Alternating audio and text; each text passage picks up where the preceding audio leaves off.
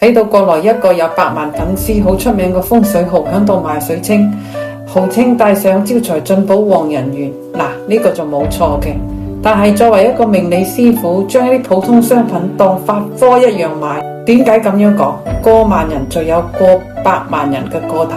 我哋懂行嘅人都知道12生肖預告、本命年大紅，呢啲我哋覺得係帶有娛樂性嘅。外行呢睇熱鬧，內行就睇門道嘅。睇八字先至可以知道你嘅生旺密碼同埋流年興旺嘅。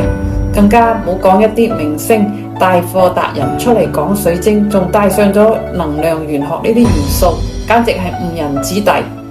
買能量唔係簽名，唔係名氣授權，請個名主播講故事，搞掂咗就交俾流水線嘅。想改運必須係知命而改運，都有10大要素：一命二運三風水，四讀書五積功德，六名七相，八敬神，九如貴人，十養生，結合命理五行大運流年。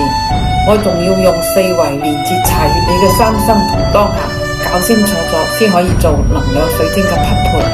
後期仲要水晶消磁注入需要嘅當下嘅能量，所以呢個能量真係唔係咁簡單，亦都可以簡化所有嘅流程，做好咗直接交寄善主，亦都唔可以接觸陌生嘅雙手。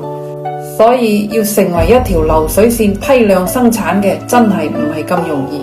所以做水晶能量手鏈，我都會開啟4維空間嘅靈性連接，想做到嘅就係有效嘅匹配，確保萬無一失。